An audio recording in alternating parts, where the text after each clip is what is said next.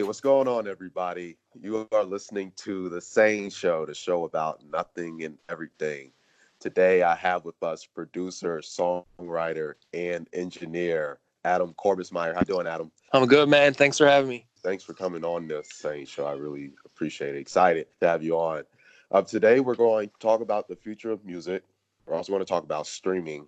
And then we're going to have an interview with Adam so you guys can learn a little bit more about him, what he does, what he has going on, and everything related to that. So let's go ahead and hop right into it. The future of music. So you and I were having a conversation about this prior to the recording, and I I had my notes, and then as we talked about it a little bit more, and obviously I didn't want to dive too deep into it because I like to save everything for the recording. But you brought up some interesting points as far as the future of music, because how me as a fan, one of the things I'm thinking about is the sound. How music is ever changing. It's just always interesting, to see how different genres evolve. You brought up a very interesting thing as far as from the artist side and the effects of music streaming and how performing artists, or musicians need to be cognizant of what they need to do and not rely so much on streaming. So if you just give me a little bit as far as your perspective from when you were saying that. Yeah, so kind of what we were talking about earlier is just how people kind of view what they need to do as an artist. Like, basically, it's really easy to put music out. It's easier than ever before because of technology, which is, of course, that goes into, you buy Apple computer and you have GarageBand. So now you can record yourself just off the jump. That's a great thing. You can kind of mix yourself, to a degree with practice. It used to be there was kind of a gatekeeper. You had to be on a label to have money to go into a nice studio. Now anybody can release music. So there's a lot of people who think, okay, I can kind of do this on the cheap because of technology. I'm able to work on a laptop. Now I can get it on all these streaming services for like $15 for the year or whatever. But getting something on a streaming service isn't enough to make it happen. There's still a lot of hard work that needs to go into it. Just like something that we were talking about is, there's a lot of people that are releasing music and maybe they have a following on Instagram, but that's kind of all they do. It's really not enough. And like one of the main things is obviously you have to be promoting yourself online, but more so than online. Like you have to be out there in the streets, networking and meeting people, going out, letting people know who you are and what you do. And obviously the number one way to do that is to be out playing live shows. That's just one thing. I mean, and if you look at anybody who is someone who's working hard, they're doing those things. So I feel like that's one thing that there's definitely a lot of people that miss that now. They think, oh, I can get together a couple $100, record a song on the kind of cheap and get it up online, get it on YouTube, and it's going to take off. And it's like, well, that's not enough. You bring up a good point, because it's one thing to be able to have, I guess one of the things I'm thinking about is the quality, right? And that's something that you're speaking on is the quality of the music. In business, we talk about the barriers of entry, right? When it comes to the music business, the barriers of entry have been virtually eliminated almost. Yeah. Until it gets to the point where you need to, I guess, have funding to be able to really get that mass exposure and become one of those artists that are touring and doing those studio sessions and all the other good stuff that you get when you sign to a label. So I guess with eliminating those barriers and now everyone having the opportunity to get on these social platforms and have access to all these apps for free, and has that hurt the business? It's tough. I don't think if it hurts or helps, it's just a little different, because what's great about it is that you're able to give a voice to somebody who may otherwise not be able to be creative. And so some people are going to really shine through that. A great example of that would be the artist Steve Lacy. I don't know if you're hip to him, but he did an EP where he recorded all on his iPhone, and he's incredibly talented and has a career as a musician. He was able to do that all on his own. He's super creative. It was really cool. Now, that being said, he might be the only person who recorded an album on an iPhone and it sounded good. You know what I mean? Right. So it's definitely not the norm, but it's really cool that's an option, that can be done. But, for every story like that, there's probably, who knows how many tens of thousands of people releasing music that shouldn't have no business releasing music. Right. So it's good and bad. But I think in general it's good because especially too, like when I was starting out, they barely had audio interfaces for computers and stuff, where it was like the first M box came out when I was in like college. That changed everything. So it's cool that you're able to not spend a ton of money and you can be creative, even if it's just for yourself or whatever. So Right. I think it's a good thing. But there's definitely a lot there. It definitely makes it tough because you go on Spotify and it's just like there's so many songs that are just on there and nobody listens to them. Right. It's funny you bring that up because that was one of the things I was thinking about. There's so much. It's like with social media, right? It gives everybody the opportunity to advertise, but research shows that the ad effectiveness on social media is significantly lower than it would be if paid for an ad on the TV, even a newspaper. But with music, especially when you talk about Spotify and even like SoundCloud, it's a lot of noise, just like there is with advertising on social media. There's a lot of artists, and I find myself even having when I'm trying, because I like coming across new artists, but at the same time, it's like I don't want to filter through what I, for lack of a better term, what I consider junk, filter through Yeah. all of that to try to find something good, Well, because it's like, yeah, go ahead. no, I was gonna say, yeah, I agree with you, and like for me, like I just don't. So it's like I'm gonna find new music from word of mouth from my friends, or I'm Hmm. gonna find out about it through the curated playlists. Hmm. So like there'll be certain playlists I listen to, and be like, oh shit, this person's cool. I never heard of them before. But mostly, it's still just word of mouth. That's how I end up finding out about people who aren't super popular yet, but are really cool. Is just like other people that I work with telling me like, oh, have you checked this singer out or this band out? Because yeah, it's like there's just too much. There's no way you couldn't listen to everything that was uploaded. There's too Right. many songs every day. Well, what was I gonna say? I remember I don't know the exact number on this, but I remember reading an article that was talking about the number of songs on iTunes and how much money they make, and that basically, this is even this is old now because nobody really buys songs on iTunes anymore. But it was Hmm. essentially like less than 1% of the songs on iTunes made 90% of the money. Essentially, it's like your top hits, your Taylor Swifts, your Kanye West, Right. etc. They're making literally all of the money. So it's like even though they can say, oh, we have like this crazy catalog of so much music that you can buy, it's like something crazy too, like Hmm. 75% of the music had never been purchased.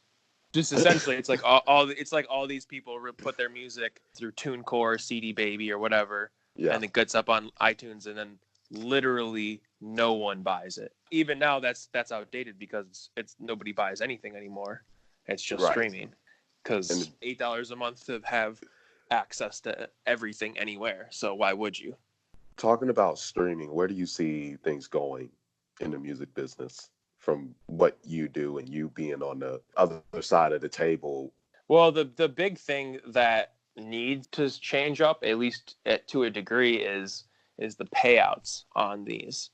And there's a couple organizations like Songwriter organizations that are trying to change that, but it's essentially like unless you're part of a smash hit, you're not really making livable money off streaming. And just like a real quick breakdown, and this is approximate numbers, so these aren't exact, but if you are an artist and you write your own song and you produce your own song, so you own 100% of the song, and you get 1 million streams, which is pretty good. Most people don't get 1 million streams. Your Drakes are going to get potentially 1 billion or the hundreds of millions if it's a hit on the radio. But if you get 1 million, that's pretty good. If you get 10 million, that's like people are probably going to notice you if you get 10 million. 1 million streams is only going to net you about $4,000. And so if you even were to go up and look at people who are doing it independently, like they probably don't have 1 million streams, but even if they did and they had 10 songs and they all had 1 million, which would be great, you would have to have done that solely on your own. What the reality is, at least in the collaborative age of what music is now, is when you look at the credits, you'll see a long, long list of names. Look at Beyonce's album. It's like they're going to be 8 to 10 people per song. as writers and producers. It's very collaborative, which is really awesome. But now you're divvying up that number a lot. As streaming continues, I know there's already a couple organizations to get that number up. So it's like Right. still today, even though nobody really talks about radio still pays out the people the back end the best. That's why if you have a top 40 song on pop radio, you're good. Like, you're doing good. If you have a big number one, that could make you a millionaire.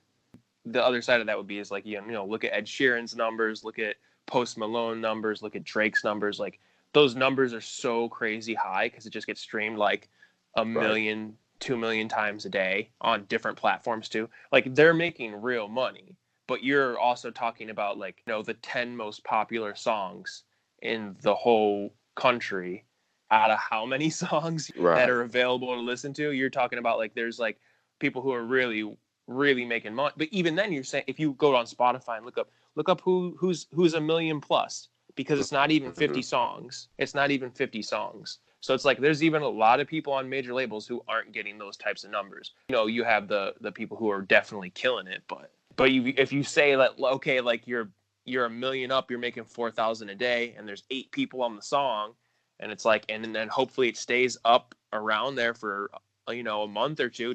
Some songs have better longevity, but if it goes up and goes down, and at that point too, you have a big budget that you got to recoup, because I'm sure they, any song up there, they're putting heavy money into promotion.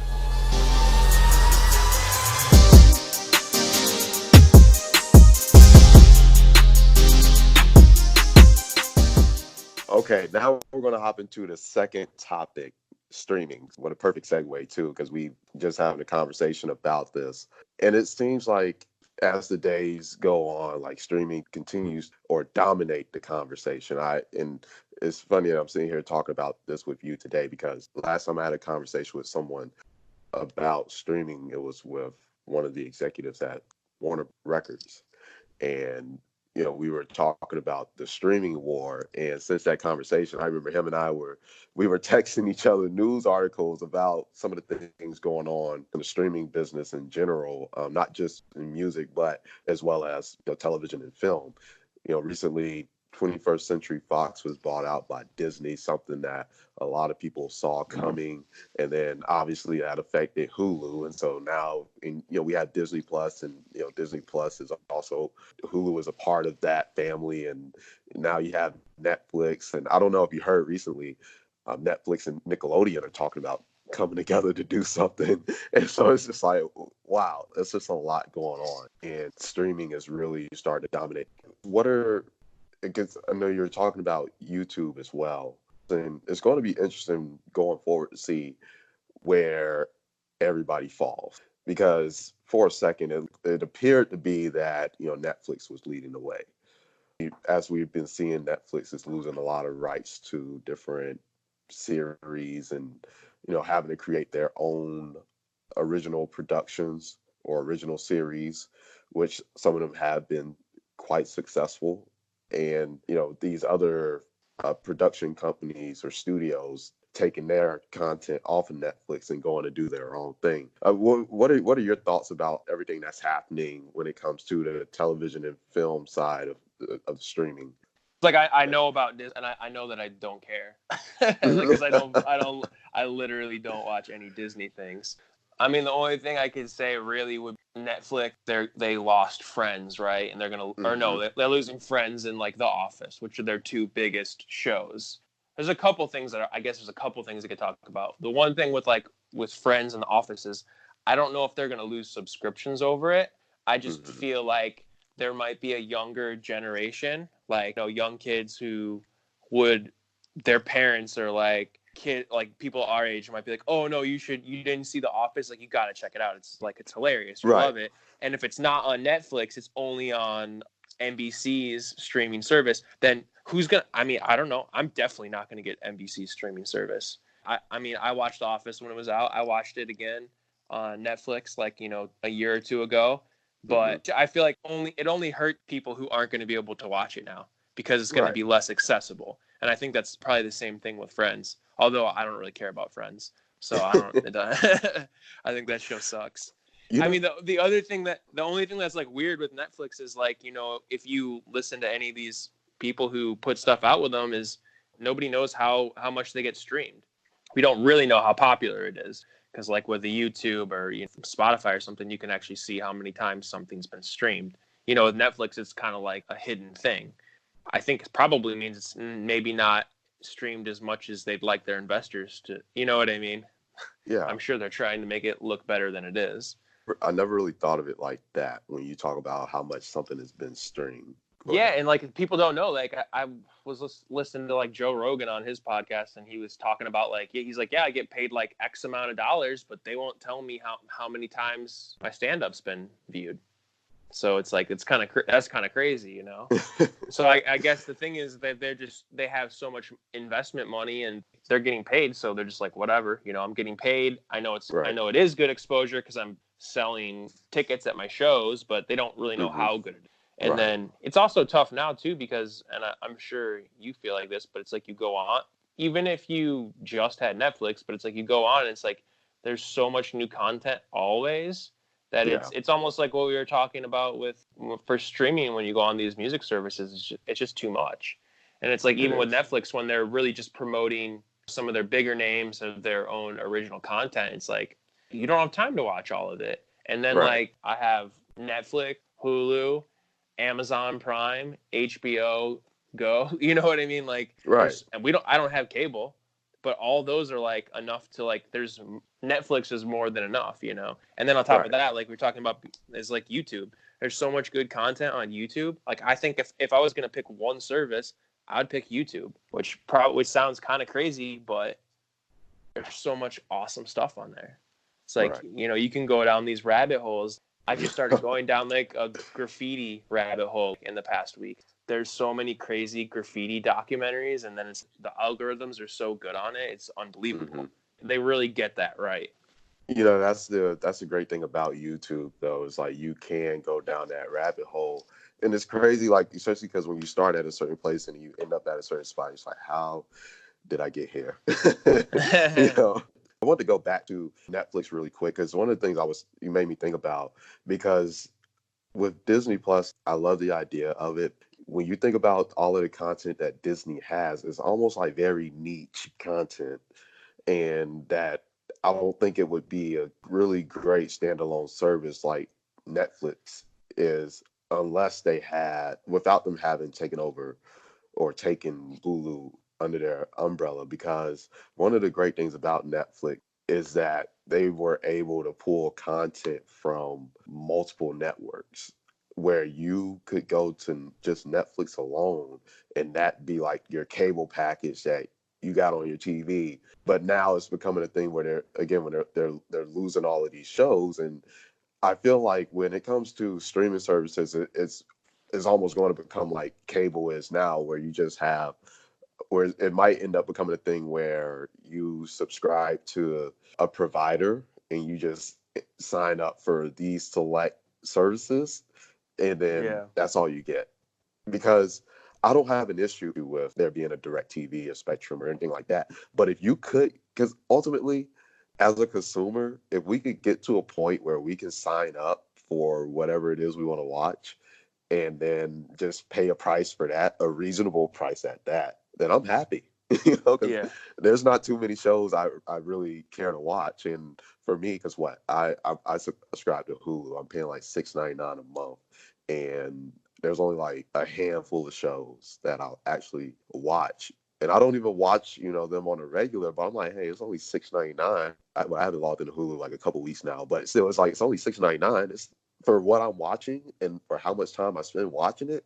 That's not hurting me. For that $6.99, like for what I watch, that's a fair price to me. For even though I'm getting like all of this other content that I would Okay. love Yeah. to be able to sit down and watch, but I don't have time to, like you said, I don't have time to go through and sift through all these movies and shows. And go ahead.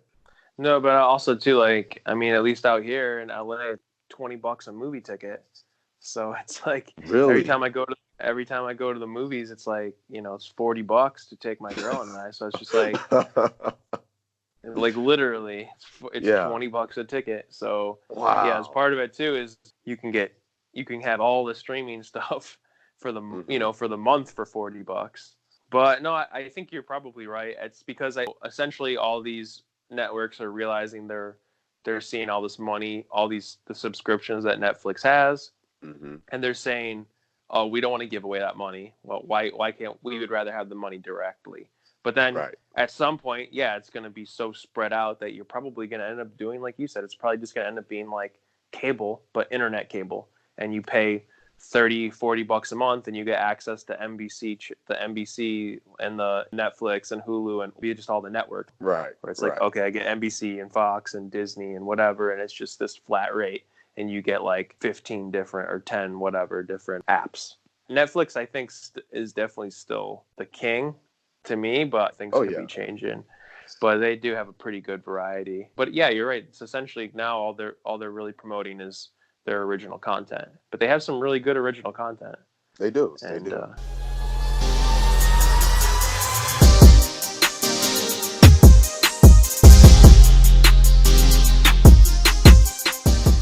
All right. Now we're going to go ahead and get into the interview. Want to let the listeners get to learn more about what you have going on and some of the things that you do as well. My first question to you is how did you get into music? from an early age, I was in choir, I think in like third grade, and then I started playing in band in fourth grade. So I just I always enjoyed music.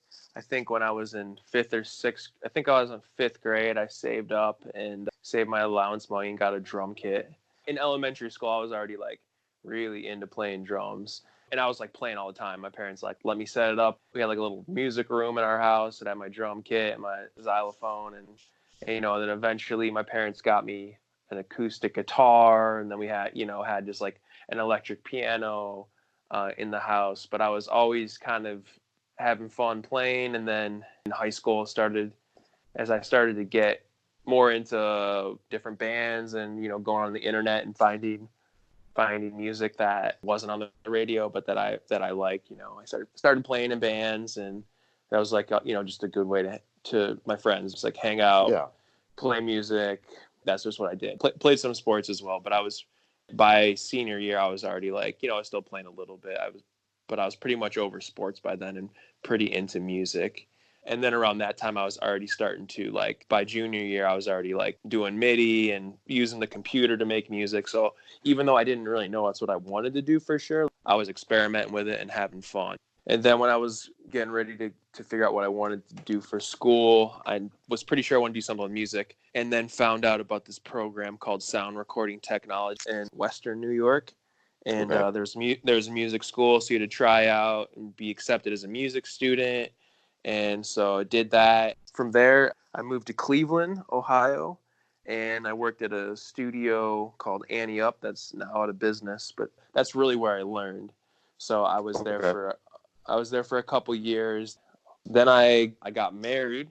About a month or two after I got married, I got a phone call from a friend that was living in New York City, that I had mentioned to him that I was trying to leave Cleveland but wasn't sure exactly how to navigate it. And Hmm. there was a studio that he used to work at called Downtown Recording Studio, which is they have a publishing company is their big thing downtown. They have this beautiful studio in Manhattan, and they needed somebody last minute to just be like the main assistant engineer. So it was like kind of like a downgrade in position, but the people who worked there were crazy. Like when I first went there, like this band Mike Snow was working there. Later on, Kendrick Lamar was there for like a week, 2 weeks, working on To Pimp a Butterfly. I went down there for a couple days, checked it out, and then kind of figured my move. Got down there like a week or two later, so it was a real quick turnaround. And then I got really lucky.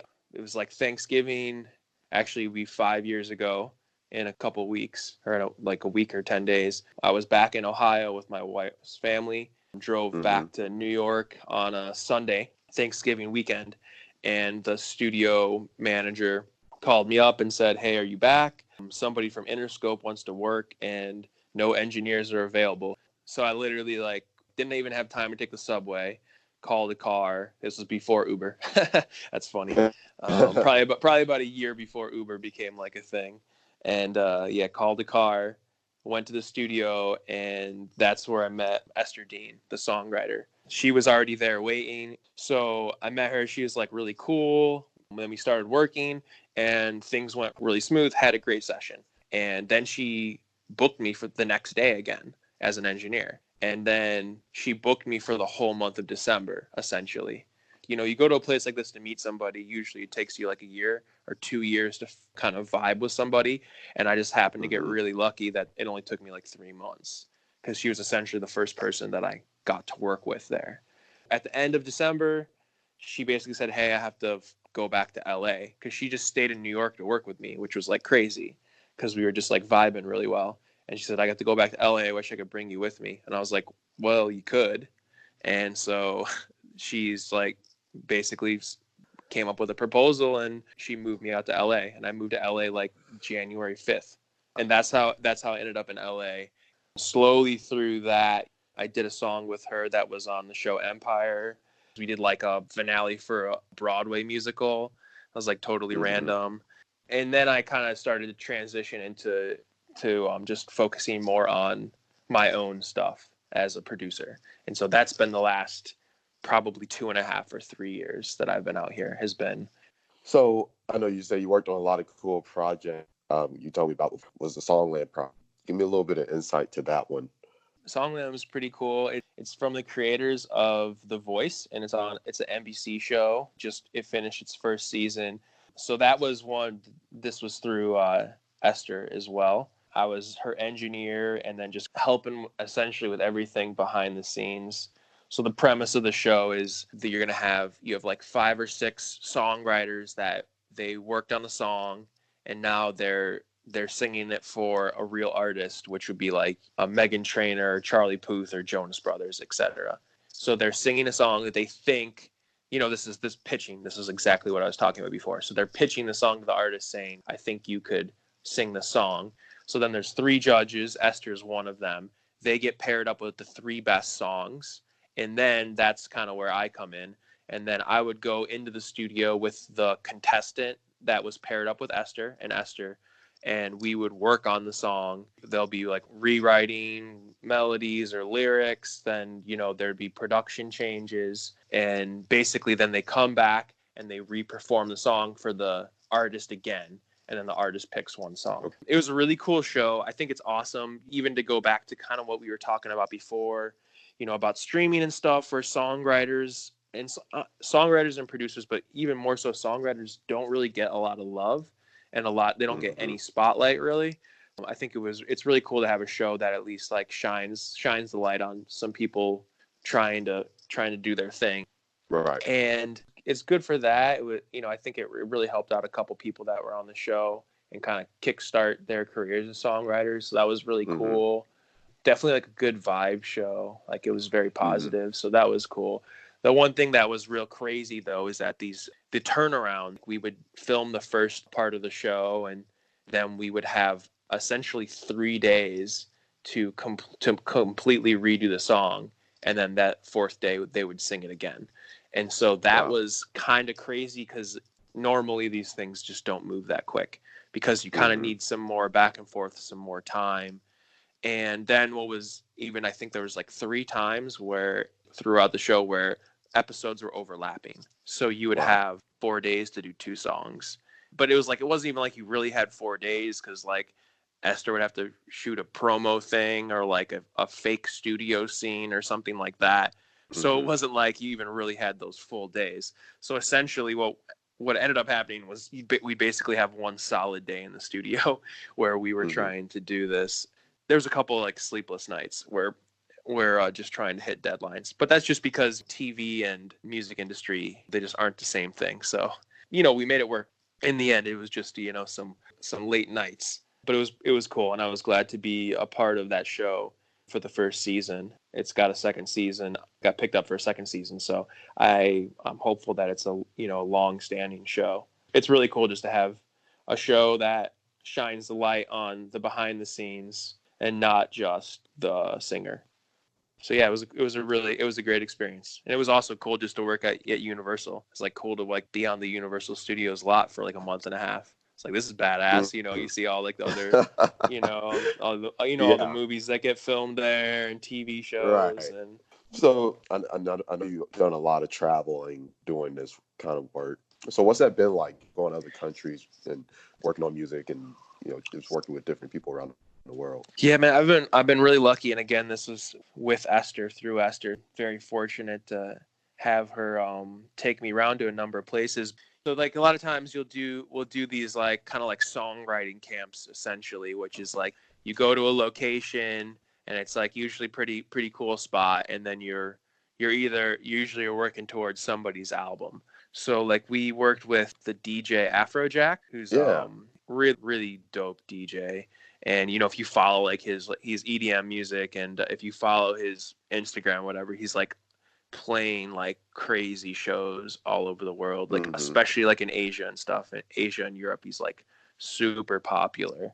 The first time I worked with him was actually at his house in Amsterdam, which was like pretty crazy. He just had this like super baller house. It was like a little castle, and then in the Hmm. back, like, a little like compound of like 4 or 5 like little houses, and then one's like his like main studio with like a really nice, like a nice studio, and the other ones had basically like little bedrooms with Hmm. setups for small like studios, because he has a recording. It's called Wall Recordings, and like so he has like artists and producers signed to him. Like he's touring like a lot, like probably 200 plus days a year. But when he's Wow. not, if he's in, yeah, he tours a lot. But if he's not there, or if he's back home, then he can have like his producers or writers, whatever, just like come over and stay and work on music. So it was really dope. So we did that. I was there for probably like a week and a half or something like that.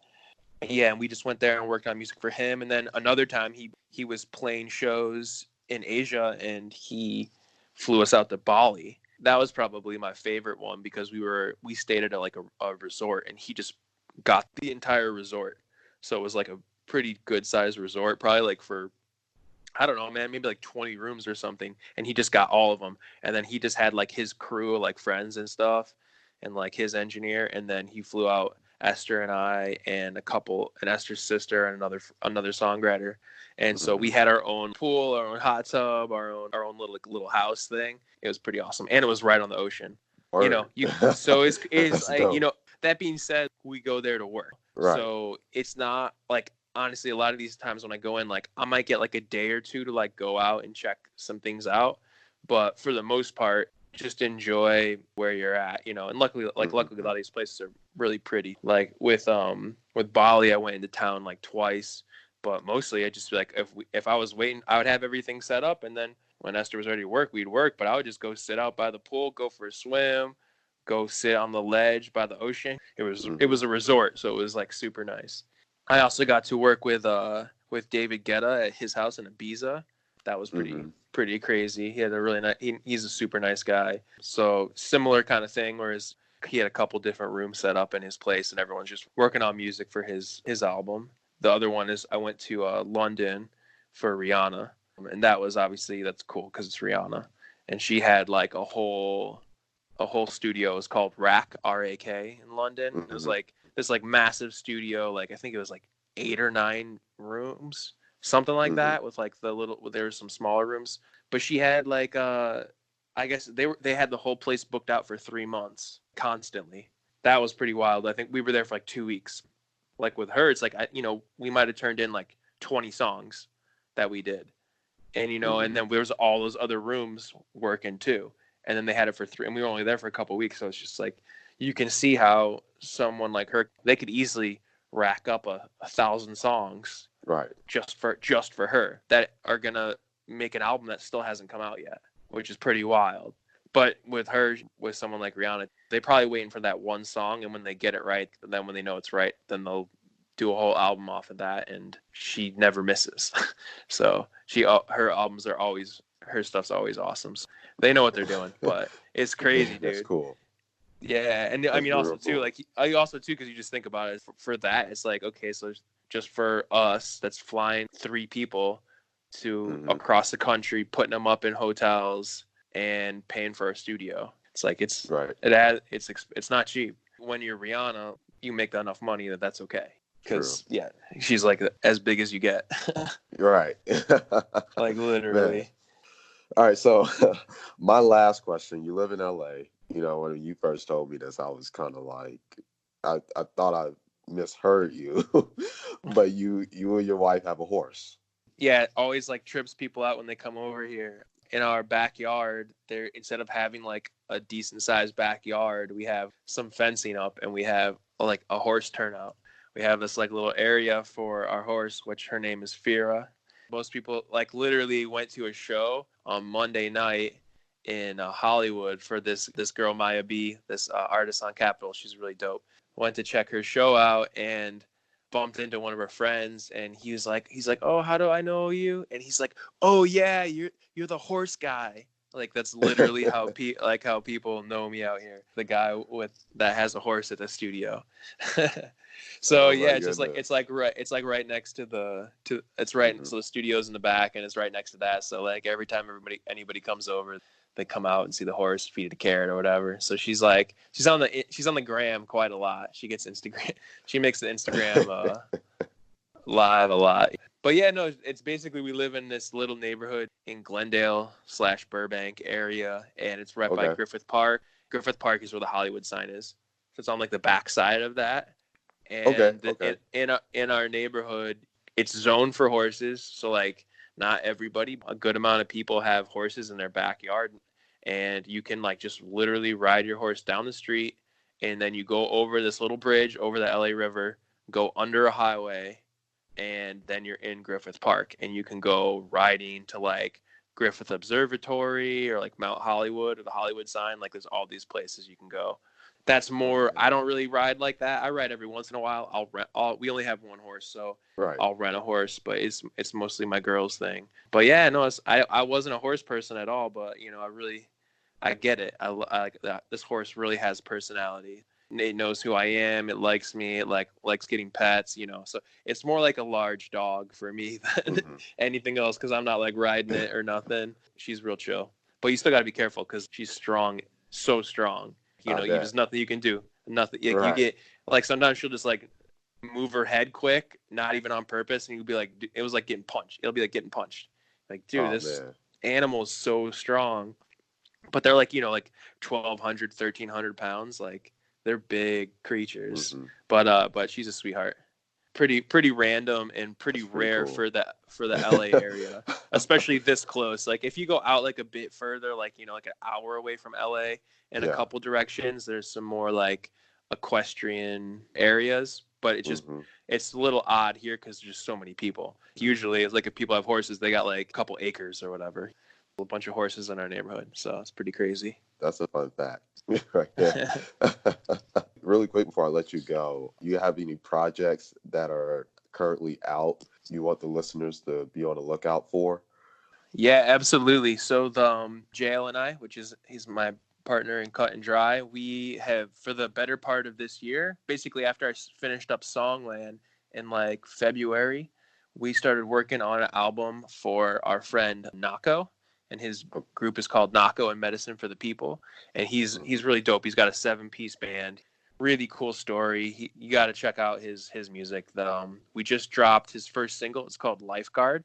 That came out I think like 2 weeks ago, and Okay. then another single's coming out in December. Whole thing will be coming out in the middle of the year next year, but we'll have like 5 or 6 singles, so we'll be consistent releasing music from now until like May. So that's really dope. I'm really proud of that, and it's Nako and Medicine for the People. First single's Lifeguard, so check that out. And then the other thing that just dropped that I worked on was a song called Bad Behavior, and that is by Remy Wolf and Austin Mills, and that's really dope too. So, a lot of people, pretty much, or not everybody, but almost everybody has the same management as me. So that was real cool. It was kind of like keeping it in the family. Yeah, yeah. Um, so Remy she's she's up and coming artist. She's on tour with Cautious Clay right now. Yeah, dude, she's dope. And then the other writer, Mary, is same management as well, Mary White's, and so it's cool to just to be working with a couple people from the team. And then Austin Mm-hmm. Mills is like really, really dope DJ. And we really like, we're probably going to be doing more stuff with him coming up too. He's a cool dude. Other than that, check out my dude, Drew Mack. He actually has SANE management too. So just shouting out the team. We worked on, in September, he released an EP called Vitamin D. I co-produced a couple, like 3 songs on it, and then I mixed and mastered everything. I did that with Jail and Cut and Dry. So we were heavily involved in that. So that's a pretty dope one. Cool. Well, that's all exciting. Really wanted to thank you for coming on the SANE Yeah, Show. dude. Definitely fun talking to you. And a lot of this was really cool. Getting to talk to you about all the stuff you got to do as well. So thank you again for taking time out of your schedule to come on the podcast. Really appreciate it. Definitely got to have you back on after you guys get some more things out there. So Poppin'. Hell yeah, dude. Absolutely. Thanks yeah. for So having me, thank man. you. Yeah. Anytime, anytime. And I just want to thank the listeners for continuing to tune in. All the listeners around the world from North America, South America, Africa, Europe, Asia. Thank you all for continuing to tune into the SANE Show. With that being said, this is the SANE Show, the show about nothing and everything. Be sure to continue to like, share, subscribe, and tell everybody about it. There's more great episodes to come. And again, go check out those songs and those artists that Adam mentioned. If you weren't able to catch them, there's a rewind button for a reason. So definitely rewind it, get those names, go listen to those songs. I heard some of them; they're pretty dope. So I try to stay on top of what you guys out too. So yeah, definitely go check them out. And until next time, we're out.